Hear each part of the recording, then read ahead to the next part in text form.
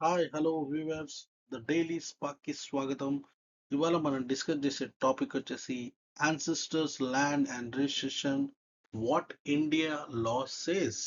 అంటే ఇండియా లా ఏం చెప్తుంది దాని గురించి మన టాపిక్. చాలా ఇంట్రెస్టింగ్ ఉంటుంది, చూడండి. సో కీ పాయింట్స్ వచ్చేసి నేను లోతుగా వెళ్ళదలుచుకోలేదు, కొన్ని ముఖ్యమైన పాయింట్స్ చెప్పదలుచుకున్నాను. ఎవరికైతే అర్థం కాదో వాళ్ళకి చెప్పదలుచుకున్నాను. Ancestor property is a joint property. నా సొంతం అనేది అన్నికి లేదు. లీగల్ గా ప్రూవ్ అవుతే, ఎక్కడి నుంచి ఈ ఆస్తులు వచ్చినాయని లీగల్ గా ప్రూవ్ అవుతే తప్పకుండా మీ విజయం ఉంటుంది. మీ యొక్క యాన్సిస్టర్ ఆస్తులు మీకు దొరుకుతాయి. తప్పకుండా అది ఒక కొడుకు కావచ్చు, కూతురు కావచ్చు, లేకుంటే ముని మనవరాలు కావచ్చు, మనవడు కావచ్చు. తప్పకుండా వాళ్ళకి రైట్స్ ఉంటుంది. ఈ ఆస్తి మీద పోరాడడానికి వాళ్ళు తప్పకుండా కోర్టుకెళ్తే న్యాయం జరుగుతుంది. హిందూ ససెషన్ యాక్ట్ 1956, ఈ యాక్ట్ ప్రకారంగా మీకు తప్పకుండా న్యాయం జరుగుతుంది. సో మీకు తప్పకుండా దీంట్లో ఉంటుంది. సో చాలా మందికి తెలియదు కాబట్టి వాళ్ళు బ్యాక్ స్టెప్ వేయడం జరుగుతుంది.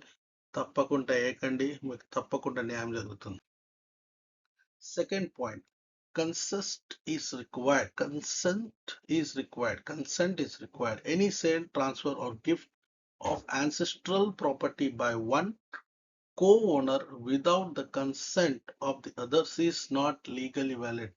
తెలియకుండా అంటే లీగల్ హెయిర్స్ అంటే ఒక యాన్సిస్టర్ ప్రాపర్టీ ఉంటుంది, తాత ముత్తాతల నుంచి వచ్చిన ప్రాపర్టీ ఉంటుంది. అది తెలియకుండా ఎవరైనా ఒకరు కుటుంబంలో ఒక వ్యక్తి అమ్ముకోవడం జరుగుతుంది వాళ్ళ స్వలాభం కోసం. సో అది చెల్లదు as per law.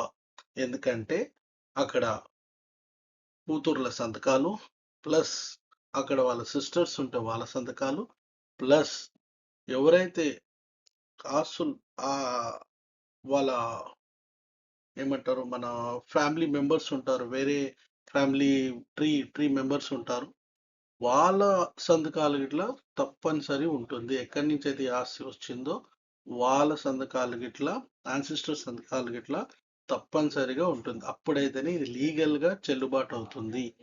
Even if the property is in one. Okay.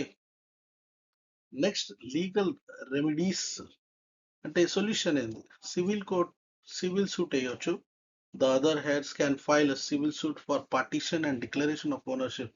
అంటే బాధితులు ఉన్నారో వాళ్ళు పార్టీషన్ కోసం as for declaration of ownership కి సివిల్ సూట్ కి అప్లై చేయొచ్చు. ఇంజెక్షన్ ఆర్డర్ కి అప్లై చేయొచ్చు. You can request a court to stop registration of cell.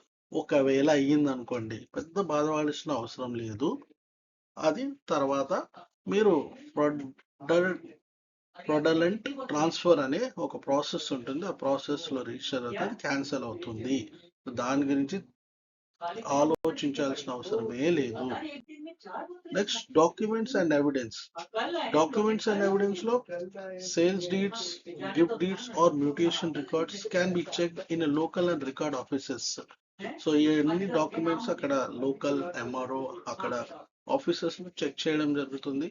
ఇవన్నీ documents, proof of ancestral ownership, old documents, revenue record, family record strengthen your case. అంటే మీ case బలపడుతుంది అంటే old document records, revenue records, family record strengthenize your case. So don't worry. So ఎవరికైతే ఈ ఇబ్బందులు ఉన్నాయో వాళ్ళు తప్పకుండా విజయం సాధిస్తారు. తప్పకుండా మీకు విజయం దొరుకుతుంది. Thank you guys for watching this video.